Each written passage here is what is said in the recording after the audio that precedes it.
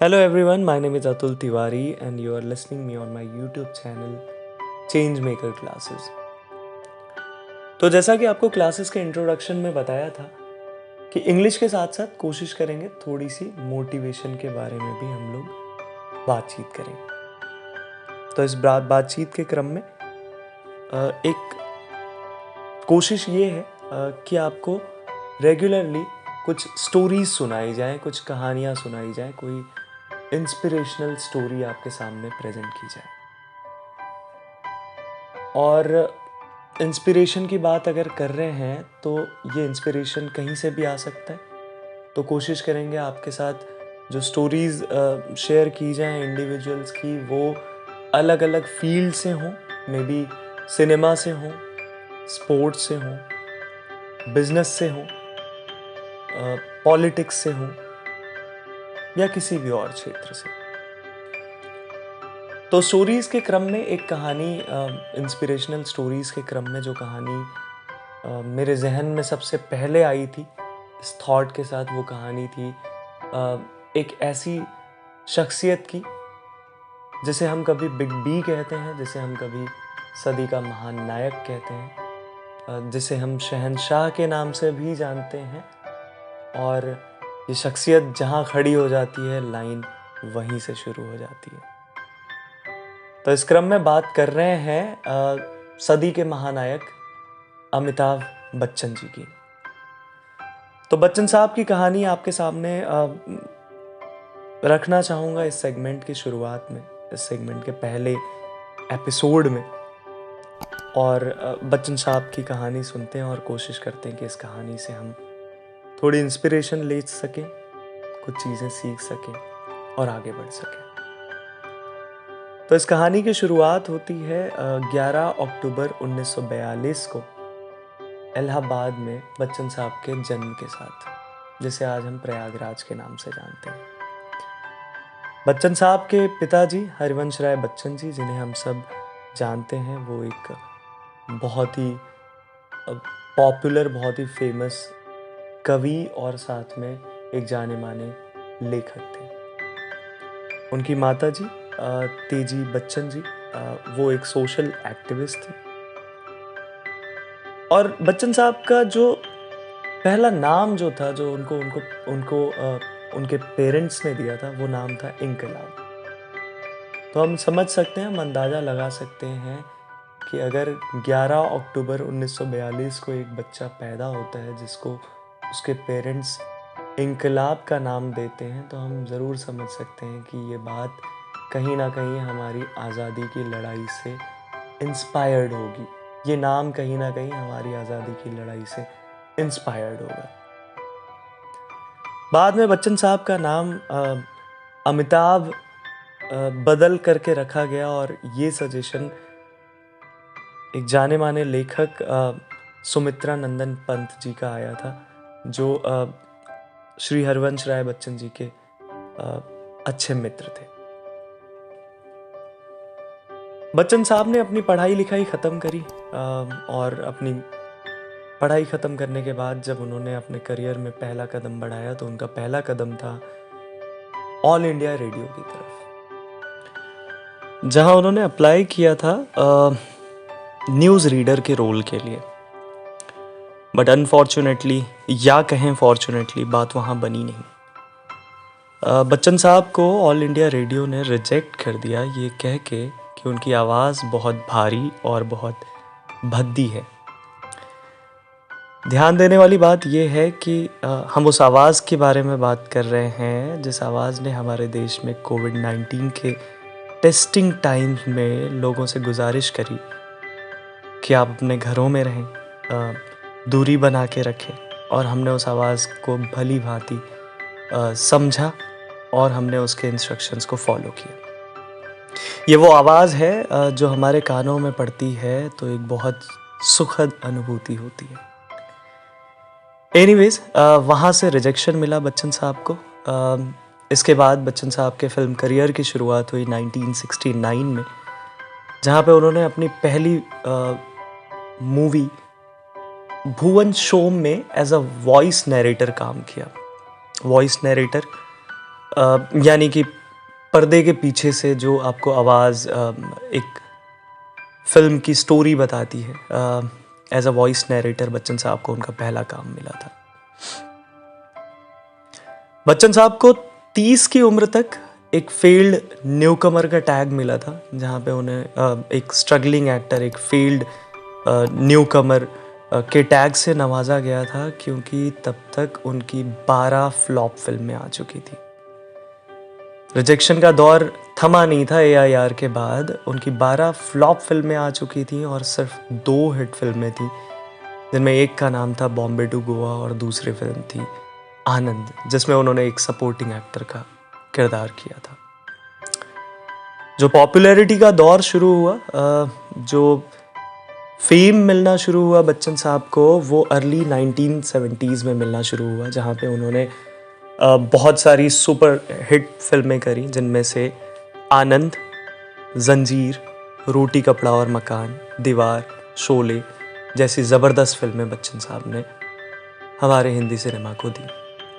और यहीं से उन्हें एक और टैग मिलता है जिसका नाम है एंग्री यंग मैन। तो बॉलीवुड का एंग्री यंग मैन यानी श्री अमिताभ बच्चन, उन्हें ये टैग अर्ली 1970s में मिला था, जंजीर मूवी के लिए स्पेशली।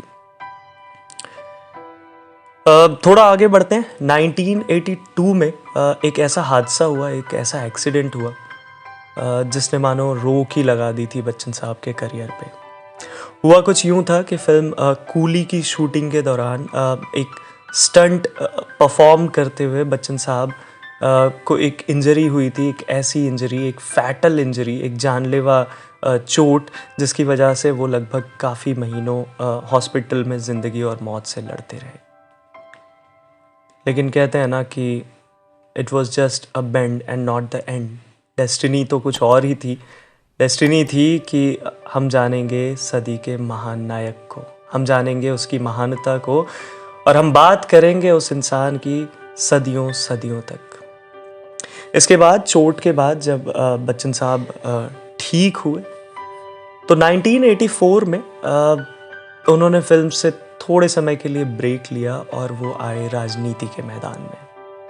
हालांकि बाद में उन्होंने ये माना कि वो राजनीति के लिए मिसफिट हैं, वो फिट नहीं बैठते हैं राजनीति में, और उन्होंने लगभग 2-3 साल, आई थिंक 1987 वो दौर था जब उन्होंने राजनीति से हमेशा के लिए रिटायरमेंट ले लिया।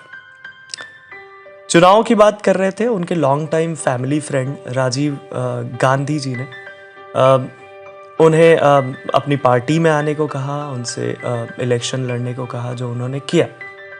और उन्होंने इलाहाबाद से, जो अब प्रयागराज के नाम से जाना जाता है, वहाँ से लोकसभा का चुनाव लड़ा और 68.2% वोट्स वो बच्चन साहब के फेवर में रहे, और भारत के इतिहास की सबसे बड़ी जीतों में से एक जीत हुई थी अमिताभ बच्चन की। उन चुनावों की बात कर रहे हैं तो मेरे फैक्ट्स कुछ ये भी बताते हैं कि उस चुनाव में कई पोलिंग बूथ्स पे रात को 9-10 बजे तक मतदान हुए थे। स्टारडम या फैंडम की बात कर रहे हैं हम, तो 10 बजे तक मतदान होना मतलब एक बहुत ही बड़ी चीज़ हो जाती है अपने आप में। और कई सारे बूथ्स पे तो 95 to 100% भी वोटिंग सामने आई थी।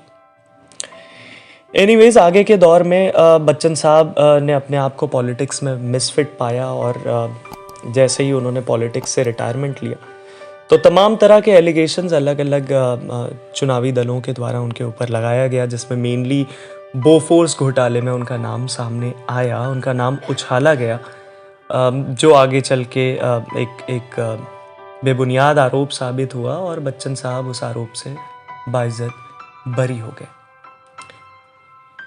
फेलियर्स का दौर थमा नहीं था, फेलियर्स का दौर बिल्कुल नहीं थमा था, क्योंकि इस बीच बच्चन साहब ने अपनी एक कंपनी स्टार्ट करी। उन्होंने बिजनेस में हाथ आजमाने की सोची, और बच्चन साहब ने 1996 में बुनियाद रखी अपनी कंपनी की, जिसका नाम था ABCL, Amitabh Bachchan corporation limited. ये कंपनी एक बहुत बड़ा फेलियर साबित हुई। ये कंपनी बेसिकली 1996 में काम लॉन्च हुई थी और इस कंपनी का बेसिक काम था इवेंट ऑर्गेनाइजेशन और फिल्म प्रोडक्शन। कंपनी की जो पहली फिल्म थी, जो पहली प्रोडक्शन वाली फिल्म थी, उसका नाम था तेरे मेरे सपने, जो बॉक्स ऑफिस पे एक हिट साबित हुई थी। और यहाँ पे उन्होंने लॉन्च किया था बॉलीवुड के एक्टर, जाने माने कलाकार अरशद वारसी और साउथ की एक्ट्रेस सिमरन को। इसके बाद 1997 में बच्चन साहब ने अपने फिल्मी करियर को रिवाइव करने की सोची और वो कुछ फिल्मों में हमारे सामने आए, जिनमें अपने ही प्रोडक्शन के तले उन्होंने एक मूवी में वो पर्दे पे हमारे सामने आए जिसका नाम था मृत्युदाता। मृत्युदाता में वो एक एक्शन हीरो की तरह सामने आए, लेकिन फाइनेंशियली और क्रिटिकली फिल्म बुरी तरह से पिट गई। तो फेलियर्स पीछा नहीं छोड़ रहे थे और इस दौरान एक और चीज़ हुआ कि 1996 में जो मिस वर्ल्ड ब्यूटी पेजेंट का आयोजन हुआ था बैंगलोर में, वो बच्चन साहब की कंपनी ABCL के अंडर में हुआ था। बात बिगड़ी तब जब ABCL एक फ्लॉप इवेंट साबित हुई अमिताभ बच्चन कॉरपोरेशन लिमिटेड के लिए। बहुत सारे केस, बहुत सारे कर्जे और कंपनी बिल्कुल ही दिवालिया हो गई। कंपनी दिवालिया हुई, बच्चन साहब के ऊपर बहुत सारे केसेस दर्ज हुए। लगभग कहते हैं कि 90 CR यानी लगभग 90 करोड़ रुपए के कर्जे में कंपनी आ गई।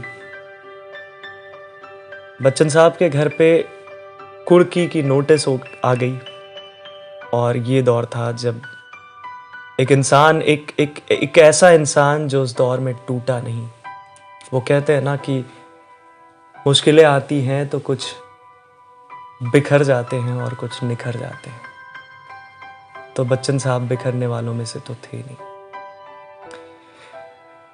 सब कुछ होने के बाद जब एक इंसान के पास कुछ ना हो, उसके घर पे लोग आ रहे हैं, दरवाजे पीट रहे हैं, पैसे मांग रहे हैं, घर पे कुर्की का नोटिस आ चुका है, ढेर सारा कर्ज है, पर्सनल अकाउंट 0 है और काम नहीं है, हर तरह से फेलियर ही फेलियर। और यहां से शुरू होती है कमबैक की कहानी। तो पॉलिटिक्स और बिजनेस में फेल होने के बाद बच्चन साहब को अपने एक्टिंग करियर को रिवाइव करना था और इस प्रयास में उन्होंने आगे आने वाली जो अपनी फिल्में करी, उसमें से कुछ फिल्में कॉमर्शियली थोड़ी सक्सेसफुल हुई और कुछ फिल्में बुरी तरह से पिट गईं। कॉमर्शियली थोड़ी सक्सेसफुल फिल्मों की बात करें तो बड़े मियाँ छोटे मियाँ, मेजर साहब, सूर्यवंशम जैसी फिल्मों ने अच्छा किया और वहीं लाल बादशाह, कोराम जैसी फिल्में बॉक्स ऑफिस पे फेलियर साबित हुई। अब रिवाइवल की या कमबैक की फाइनल कहानी शुरू होती है यहाँ से। सब कुछ ख़त्म है। एक ऐसा इंसान जिसने अपनी ज़िंदगी में सफलता की वो ऊंचाइयाँ देखी हैं जो हर किसी के लिए सपना होता है, जिसने वो पीक देखा है जहाँ पे पैसे, शोहरत, वो सब कुछ उसने अपनी ज़िंदगी में अनुभव किया है, लेकिन अब आगे का रास्ता समझ नहीं आ रहा। आगे कुछ भी दिख नहीं रहा, कोई काम नहीं है हाथ में, पैसे नहीं हैं और सब तरह से चीज़ें बिखरी हुई से नज़र आती हैं। इसके बाद साल 2000 में जब कुछ भी नहीं था हाथ में, तो बच्चन साहब गए जाने माने निर्देशक यश चोपड़ा जी के पास। बड़ा आदमी, इतना बड़ा आदमी जिसने अपनी ज़िंदगी में सारा स्टारडम, सारा फैंडम, ढेर सारा पैसा, सब कुछ देखा है, लेकिन उन्होंने साइड पे रखा अपना ईगो और गए यश चोपड़ा जी के पास, जहाँ पे उन्होंने उनसे काम की गुजारिश करी। उन्होंने बताया कि उनके पास बिल्कुल काम नहीं था उस दौर में और यश चोपड़ा जी वो शख्स थे जिन्होंने उन्हें अपनी आने वाली फिल्म मोहब्बतें में काम दिया था उस दौर में, और वहाँ से रिवाइवल की कहानी शुरू हुई।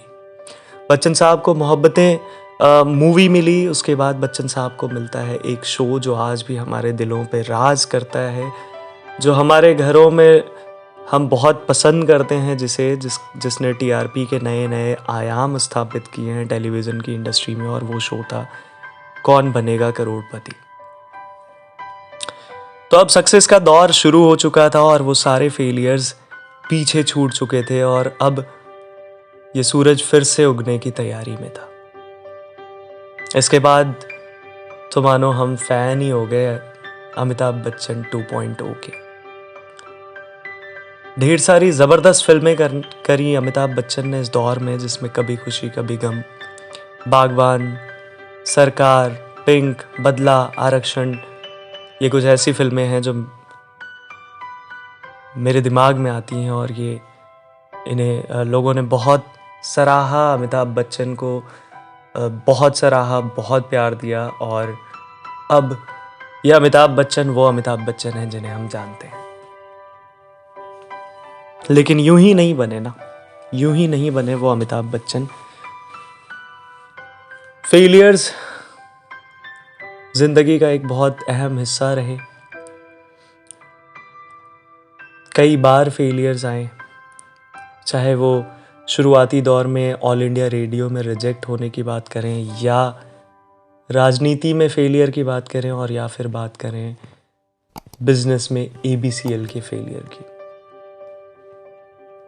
तो बस सीखने को ये है कि कोई जादू नहीं होता है, आपको काम करते रहना होता है, आपको मेहनत करते रहनी होती है, और सक्सेस, फेलियर या रिजेक्शन, एक्सेप्टेंस एक सिक्के के दो पहलू ही तो हैं, और उतार चढ़ाव तो ज़िंदगी का काम ही है।